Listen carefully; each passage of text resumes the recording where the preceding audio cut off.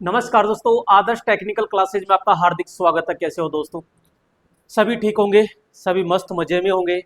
और भाई यहाँ पे जो आपका टेक्नीशियन थर्ड, विद्युत विभाग टेक्नीशियन थर्ड का फाइनल रिजल्ट कंप्लीट हो चुका है दोस्तों। जो इलेक्ट्रीशियन स्टूडेंट थे, क्योंकि बहुत ही ज़्यादा, सबसे ज़्यादा जो स्टूडेंट थे वो इलेक्ट्रीशियन ट्रेड से थे, तो उन्हीं का दोस्तों सबसे बड़ा इंतजार हो रहा था।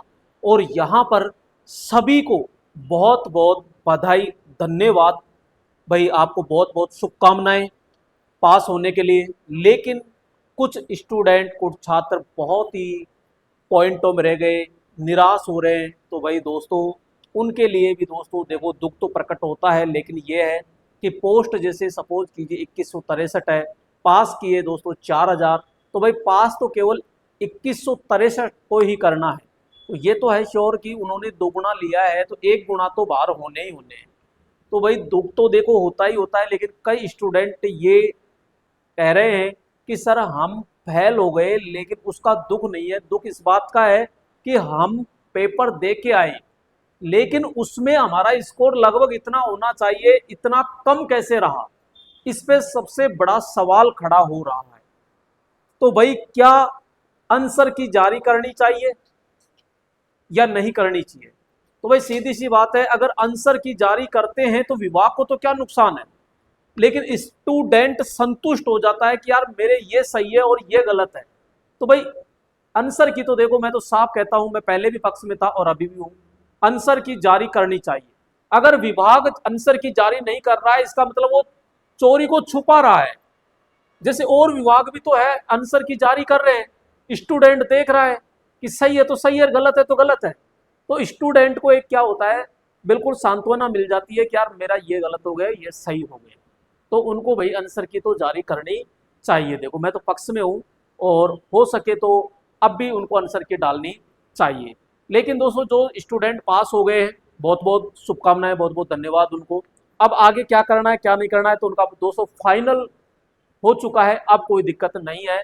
जिनका लिस्ट के अंदर दोस्तों जितने भी नाम है वो बिल्कुल जॉब के लिए अवेलेबल है। अब दोस्तों उनका होगा क्या? अब उनके लिए जैसे पुलिस वेरिफिकेशन होता है, बॉन्ड होता है, तो ये जैसे वो नोटिस जारी करेंगे तो मैं आपको तुरंत बताऊंगा। अब दोस्तों यहाँ पे ये होता है कि यहाँ पे जैसे हम देख रहे हैं क्या रही कट ऑफ, तो कट ऑफ के बारे में एक एक पर चर्चा करेंगे। और क्या नॉर्मलाइजेशन हुआ है? तो भाई सीधी सी बात है, नॉर्मलाइजेशन बिल्कुल भी नहीं हुआ, बिल्कुल भी नहीं हुआ। इसमें एक पॉइंट का भी दोस्तों नॉर्मलाइजेशन नहीं हुआ है। जितने नंबर स्टूडेंट के आए उतना का उतना रेशियो इन्होंने दिया है। आइए यहाँ पे एक एक चर्चा करते हैं और थोड़ा सा हम यहाँ पे पूरा का पूरा खेल समझते हैं। तो दोस्तों यहाँ पे जैसे उत्पादन का इनका पहले दे दिया था और वितरण का बच रहा था, तो वितरण का इन्होंने कल जारी कर दिया। एक तो सबसे बड़ा ये कि इन्होंने चौंका दिया। क्यों चौंका दिया? क्योंकि जैसे ही वेबसाइट खोलते तो उस पर साफ साफ लिखा आ रहा था लास्ट वीक, जून का लास्ट वीक। और जैसे लास्ट का वीक होता है तो लगभग देखा जाए तो 25 तारीख से 30 तारीख, और इन्होंने जारी कर दिया 22 तारीख को। इसका मतलब है दोस्तों कई स्टूडेंट अचंभे में भी रह गए थे। चलो खैर कोई दिक्कत नहीं, रिजल्ट का तो इंतजार कर ही रहे थे अपन। अब यहाँ पे एक एक चीज हम देखते हैं कि भाई यहाँ पे रिजल्ट क्या रहा क्या नहीं रहा। तो यहाँ पे दोस्तों इसके बारे में थोड़ा सा हम समझते हैं और देखते हैं, क्या आपको बिल्कुल स्पष्ट दिखाई दे रहा होगा मेरे ख्याल से। तो स्पष्ट दिखाई दे रहा है तो दोस्तों यहाँ पे एक एक पोस्ट का देखते हैं। सबसे पहले हम यहाँ पे देख लेते हैं कि यहाँ पे ये आपके ऑपरेटर थर्ड का ही है, और यहाँ पे जेवेनल यानी सारे विभाग है। तो इस बंदे का जोधपुर विभाग से है, विद्युत वितरण का, और ये सेलेक्टेड है। 90 नंबर इसके आए हैं कंप्लीट। और यहाँ पे अब देखिएगा एक एक चीज। तो दोस्तों यहाँ पे डेट ऑफ बर्थ मार्क के अनुसार दोस्तों दिए गए हैं। यहाँ पे राजस्थान राज्य विद्युत उत्पादन निगम लिमिटेड है, तो ये Kali Sindh thermal power plant है। तो दोस्तों इस पर दोस्तों इसकी कट ऑफ यानी 12 सीट थी, 12 सीट पर देखा जाए तो यहाँ पे जनरल का जो है वो जनरल की कट ऑफ रही है दोस्तों यहाँ पे 106। ठीक है। दूसरा यहाँ पे ओबीसी की दोस्तों यहाँ 104.75, और एससी की एमबीसी की जगह ही नहीं थी। एससी की 292, एसटी की 93 और ईडब्ल्यूएस की 96 रही है यहाँ पे। ठीक है। इसी प्रकार दोस्तों यहाँ पे आगे की तरफ आते हैं तो ये कोटा थर्मल पावर प्लांट है, और कोटा थर्मल पावर प्लांट के अंदर ओनली फॉर 8 सीट थी। 8 सीट के अंदर दोस्तों जनरल की गई है 111.5 भाई, ओबीसी और एमबीसी की सीट ही नहीं थी, और एससी की गई है 102, एसटी की 99 और ईडब्ल्यूएस की 96 गई है भाई।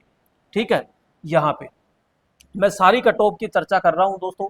यहाँ पे यह है दोस्तों आपके Ramgarh gas thermal power plant की, और यहाँ पे टोटल पोस्ट थी 4, और टोटल पोस्ट 4 थी, तो इसमें जनरल की 104 गई है, ओबीसी की दोस्तों 102 गई है, और एमबीसी एससी एसटी की जगह नहीं थी, ईडब्ल्यूएस की दोस्तों कितनी गई है, यहाँ पे आपके 96.25 दोस्तों कट ऑफ गई है।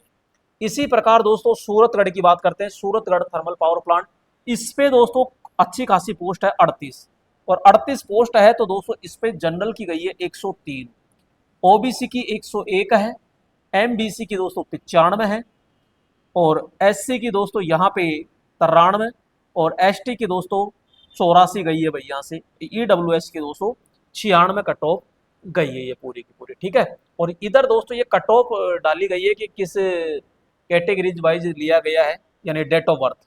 नेक्स्ट यहाँ पे दोस्तों अब आते हैं, यहाँ पे ये आ चुका है आपके जयपुर विद्युत वितरण निगम लिमिटेड यानी जेवीवीएनएल। अब दोस्तों जेवीवीएनएल का दोस्तों 603 पोस्ट है भैया, 603 पोस्ट है, जिसमें दोस्तों जनरल की गई है 93, ओबीसी की गई है 92, यहाँ पे केवल एक नंबर का फर्क है, यहाँ पे एमबीसी की है 89.75, एससी की है दोस्तों यहाँ पे ये सॉरी 82.5, एसटी की है 79.25, ईडब्ल्यूएस की है दोस्तों यहाँ पे 84.25, यानी कि जनरल ओबीसी में ओनली फॉर एक नंबर का फर्क है, बाकी यहाँ पे थोड़ा सा ज्यादा फर्क आ जाता है दोस्तों। अगर हम बात करते हैं आगे, तो एक्स सर्विसमैन के लिए तो भाई इनकी तो कट ऑफ ही देख लो आप, 35 37 के नंबर, 61 नंबर इस पे दोस्तों आके ठहर गए, तो ये तो बहुत ही कम कट ऑफ दोस्तों गई है। आइए जेवीएनएल के बाद में हम आते हैं अजमेर पर, और अजमेर की जो गई है यहाँ पे उसकी 93 गई है, तो इसकी 92 गई है, यानी एक नंबर का फर्क है, 91.5 है, 86 है, 81 एससी की हो गई, और एसटी की दोस्तों यहाँ पे 76 है, ईडब्ल्यूएस की 81.25 गई है। यहाँ पे वही आपके पूरा का पूरा यहाँ पे डाटा जो दिया गया है स्पोर्ट्समैन के लिए 44 है, और ये दोस्तों 40 गई है ओनली फॉर आपके सर्विस कैंडिडेट की, तो बहुत कम गई है दोस्तों, ऐसी कोई दिक्कत नहीं है। और यहाँ पे अजमेर विद्युत वितरण निगम, तो टीएसपी एरिया, तो इसमें दोस्तों 188 पोस्ट है, और 188 पोस्ट के अनुसार देखते हैं तो जनरल की दोस्तों 55 गई है ओनली। टीएसपी जो एरिया होता है, नॉन टीएसपी में तो बहुत सारे आते हैं, टीएसपी में कुछ कास्ट ही आती है, तो इसकी जनरल की गई है 55, एससी की दोस्तों गई है 53, एसटी की ओनली फॉर 45 गई है भाई दोस्तों यहाँ पे, और इन सर्विसमैन की दोस्तों यहाँ पे 48.75 गई है। ठीक है, और जोधपुर नॉन टीएसपी एरिया की हम बात करते हैं अब यहाँ पे, तो यहाँ पे 901 पोस्ट है, जो सबसे ज्यादा पोस्ट है वो दोस्तों जोधपुर के अंदर ही है भाई। तो यहाँ पे अगर हम देखते हैं तो भाई जनरल की जो है वो 88 गई है, यहाँ पे जनरल की कितनी है 88, ओबीसी की दोस्तों 87 गई है, यहाँ पे एमबीसी की दोस्तों 83 गई है, एससी की दोस्तों 78.25 है, एसटी का दोस्तों 73 है, ईडब्ल्यूएस का 77.5 है। तो यहाँ पे सबसे लोएस्ट जो कट ऑफ है वो रही है दोस्तों। और यहाँ पे आपके ये जो अलग अलग है सर्विसमैन स्पोर्ट्स, तो इनकी दोस्तों भाई 37.5 और 38.5 दिया गया है। इधर टीएसपी एरिया की बात करें तो टीएसपी एरिया में मेरे दोस्तों यहाँ पे आप देख सकते हो कि आपके जो जोधपुर निगम में है इसके अंदर जनरल की 53 गई है, एससी की कोई सीट नहीं है, और एसटी की मात्र 44 पोस्ट गई है भाई। तो ये था पूरा का पूरा भाई दोस्तों कट ऑफ का रिजल्ट। यहाँ पे कट ऑफ मैंने पूरी की पूरी बहुत डिटेल से और अच्छे तरीके से दोस्तों समझा दिया है। तो भाई जिनका भी कंप्लीट फाइनल सिलेक्शन हो चुका है उनको बहुत बहुत शुभकामनाएं, और मेरे प्यारे दोस्तों जिनका किसी कारणवश रह गया है तो भाई हताश न हो दोस्तों, और ज्यादा मेहनत कीजिए आप, ताकि नेक्स्ट जो भी वैकेंसी है उसमें आपका श्योर सिलेक्शन हो सके। जो कमियां रह गई थी दोस्तों, उस कमियों को अच्छे से दूर करें और निरंतर प्रयास करते रहें दोस्तों, 100% सफलता जरूर मिलेगी। तो नेक्स्ट अपडेट के साथ फिर मुलाकात करेंगे, तब तक के लिए धन्यवाद।